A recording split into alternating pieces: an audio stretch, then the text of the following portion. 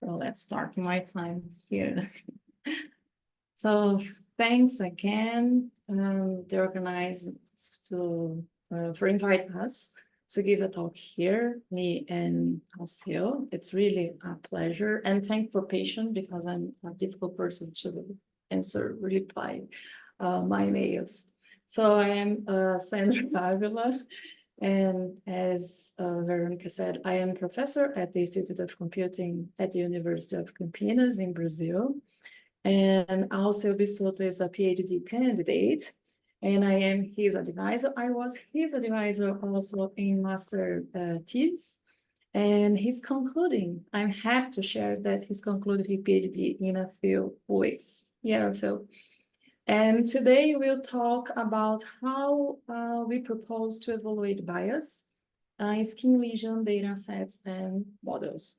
And if we change a little bit the topic that was previously announced, because we are talking about the PhD topic of Alceu, and the last one is from another PhD students, okay? So skin cancer, yeah, why do you care about that? And of course, everybody cares about cancer, but why our team as Brazilian, care about that? And because skin cancer accounts for, in Brazil, 30% of all malignant tumors recorded. So it's a really important subject here. And 10 years ago, we decided to employ machine learning techniques to research machine learning techniques to detect skin lesions and classify them accordingly. And our research lab, the Record.ai, has been working on melanoma detection, and melanoma is the most dangerous type of skin cancer since 2014. And since then, we have been very excited that our research has been reported in newspapers, TV news, podcasts, social media, and of course, scientific papers and scientific conference. And it's me in those pictures, but my hair looks a little different today. So before we start discussing how, in fact, we evaluate bias, I would like to give you the big picture of our research, and I promise that I will be quick. So we start in 2014, and when we start in the pre-deep learning area, but soon, really soon, in the same year, 2014, we decided to move forward with deep learning. And because transfer learning seems so central for applying deep learning, and is still, in fact, central in melanoma classification and in many applications, we investigate transfer in detail. Also, we participate in 2017 in the Isaac challenge, and a lot of people here said the Isaac is an important data set, yeah? And it was a little game changer for us. That competition, that challenge, not about the competition, but because our finds after this competition. So our team participated in 2 tasks, lesion segmentation and classification task, and we are ranked third in the classification tasks. And about that competition, our finds show, not surprisingly, but in a systematic review, that the amount of training data has a huge influence, explaining almost half the variability in performance. So in 2017, we know that data collection annotation, it still is an expensive, time-consuming, and challenge to obtain. And the question that we did that time was, how do we create large shared data set? In fact, we are still posing that question until today. But our idea at that time was, okay, let's to solve or mitigate, to bypass this problem, in fact, was generating realistic synthetic skin lesion images. And that's the point, that's exactly the moment that Alceu started his master thesis. And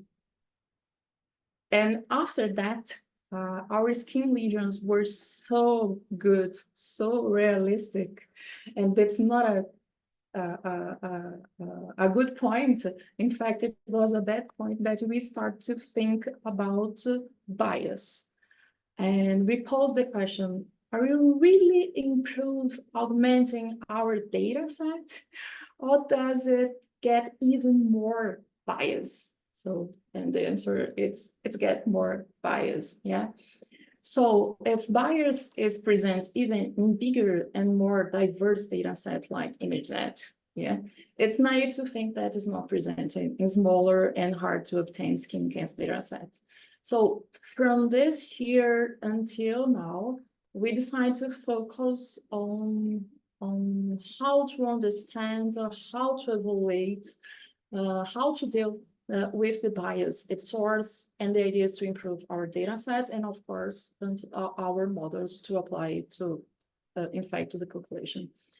So, and we decided to create, and that's the topic of this presentation, this talk, we decided to create what we call trap sets, and we will talk about the trap sets. And we named this way because bias model by learning spurious correlation fall into a trap and have poor performance on tests. And also we'll explain this idea in a few minutes. So to summarize here, we have been approaching skin image analysis on many fronts. That's the last paper we approached the idea of generative AI, in fact, to generate synthetic images. We are using our trap sets for domain generalization. We are also approaching self-supervised learning, transferability metrics. We can talk this in another, in fact, in another talk. I'm putting since 2022, all my efforts, a big effort here on acquisition of skin lesion in dark skinned people. And we are also researching on federated learning and the idea to research that to really apply, for example, those models on hospitals. We are also research on transferability metric, generalization, and we still research on self-supervised learning. Okay, so that's the big picture before Alceu talk about the trap sets. Also, I think you will change. Yeah, Irsha? Yeah. Okay. Yeah. Can you stop your? Yeah. Okay. It's better if you can control your slides. Yeah. Okay. So I'll talk specifically about evaluating bias in skin lesion models, and like Sandra said, I'll talk about trap sets, which has been with us since the beginning of our research in 2020. And before that, I'll just give you just a little context on the evaluation of shortcut learning. I know most people in this webinar is interested in shortcut learning. It's not like a new concept for most people. But anyways, just to be complete, shortcut learning, it's a problem of mismatch between training and test sets, where on training, for example, there is some spurious feature, and in this case, is the background of the image. And the thing is that on test, this correlation of the spurious feature to the actual target of the classification task changes. So before, water is correlated to the water birds, and on test, now it's land. So of course, if the model learns to classify the samples based on the spurious feature, it will heavily be penalized during test. And what we want to do is to have something similar, but now for medical imaging. The problem is that, well, for medical imaging, most problems get even more complicated than they originally are. And first problem is that it's pretty rare for medical imaging to have artifacts, annotations, or any type of annotation that can explain some biases. I know this has been changing. Amelia has a nice work on this front too. And this is the solution that we've been pursuing since 2020. So basically, the big picture here is that since artifacts are easy to annotate and they don't require expert knowledge in terms of medicine for it, we annotated the Isaac dataset with respect to these 7 artifacts. I'm just showing 5 in here. And when we evaluated the correlations of these artifacts to the actual target of the classification targets, we saw that the correlations were mild, and that when we divide our training and test sets just randomly, the correlations are also similar. So it's not the ideal way of measuring bias reliance for models. Our solution for that was exactly trap sets. And I will try to explain to you how trap sets work. Trap sets is the separation, is a train and test separation that is the result of an optimization problem. So the idea is that we want first to control the levels of bias, basically amplify these correlations, these spurious correlations on the training data. And at the same time, we have the opposite correlations between training and test. So in this very simplified scenario, this is what I will use. We will have only 2 variables for the bias. So basically presence or absence of one specific characteristic, for example, ruler, and a binary classification task. The classification task is described by the color, and the bias are the shapes of the objects. So ideally, when I divide this on training test, I will create, for example, this red circle and blue square on training. And if the model learns to classify based on the shape, it will heavily fail on test. That's the basic idea, The thing is that, like I said, is posed as an optimization problem, and it goes like this. Basically, we can divide our data, considering these 2 classes and these 2 biases, into 4 different subgroups. And the output that I'm expecting for trap sets is how many samples for each subgroup that we'll allocate for training. The remaining ones will be I'll send to test, but I have variables here to quantify how many samples basically I will select for training for each one of these subgroups. Then we want to amplify these biases. So ideally, I want to put, for example, A and D on test, for example, and B and C on training. Why? I want to have both classes present in both training and test. And I want, if the model learned to classify based on squares, and they learned that the square is actually correlated to the red class, it will fail on test because now the blue is actually circles and not squares anymore. To transform this into an optimization problem, we have to define first some constraints. So first we have, of course, the maximum amount of samples we have for each subgroup. So A, B, C, and D are limited by the amount of samples on the data set. And there are also some machine learning aspects that we want to control.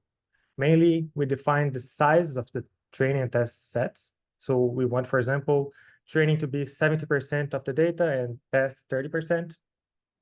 And to avoid, for example, that the test set is particularly difficult because it has much more malignant samples, we also control the class ratio. So the same class ratio that is on training is also on test.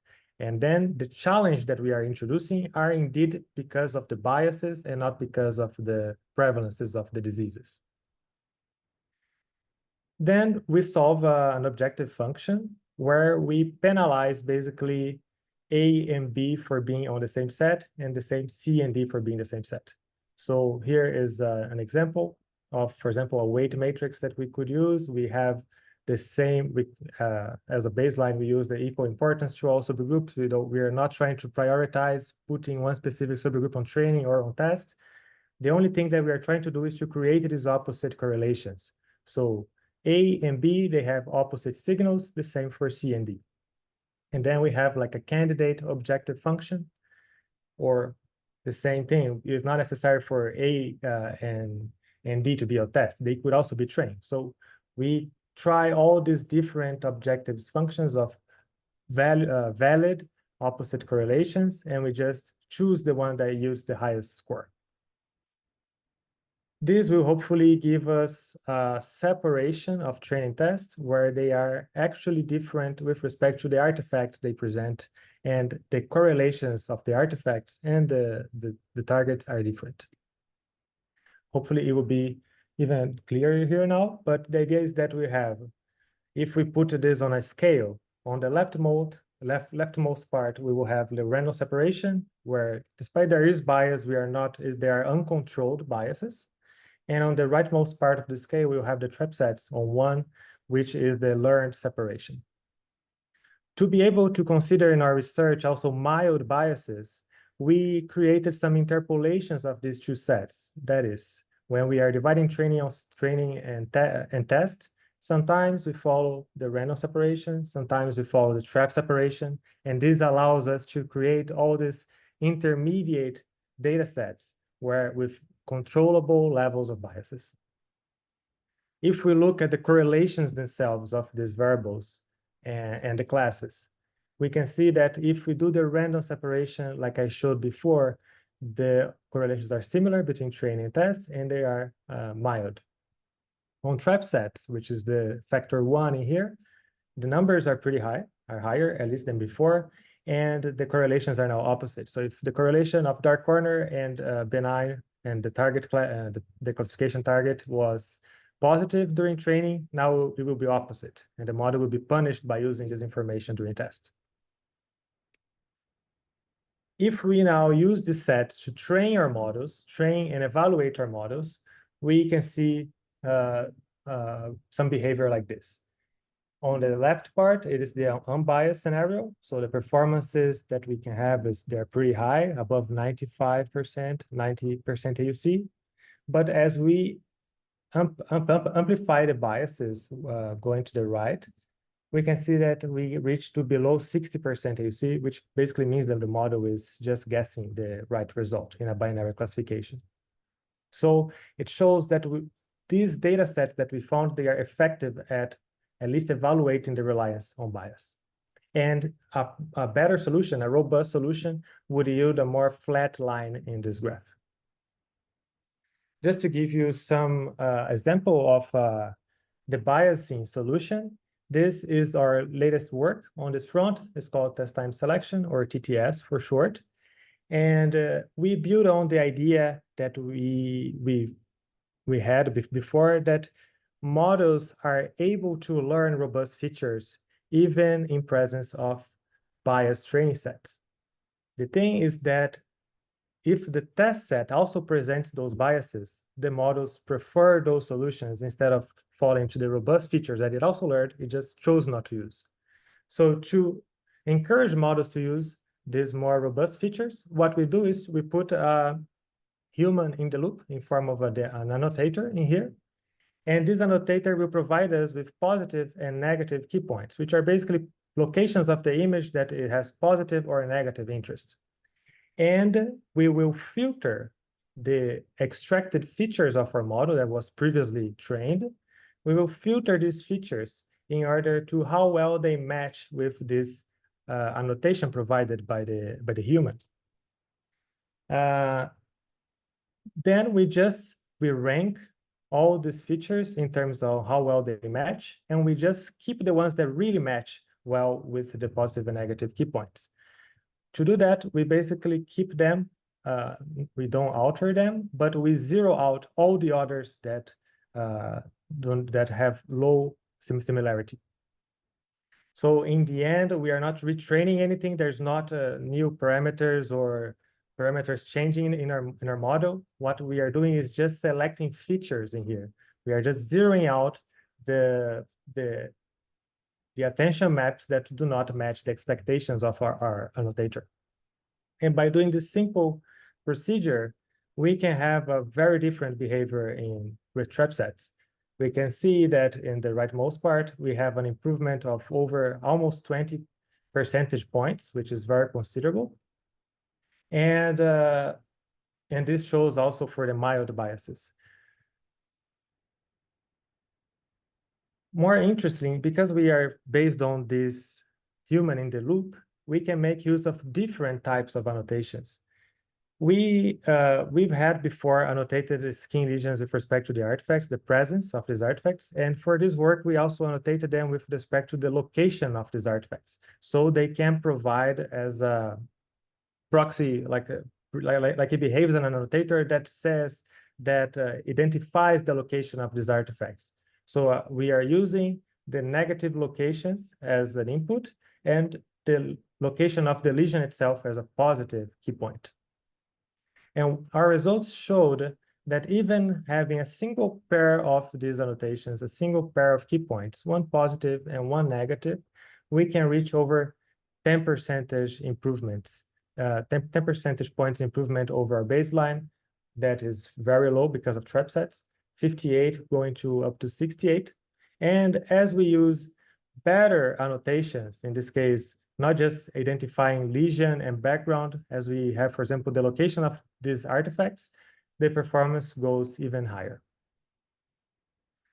So just as a closing remarks, we intend to expand trap sets for multi-class problems, other contexts. So if you work on different contexts, you have annotations and you are intending to evaluate your solutions, feel free to contact us first, of course, we can work on this. And also consider evaluating our model's robustness using trap sets, because this has been part of our research and has been served us really well.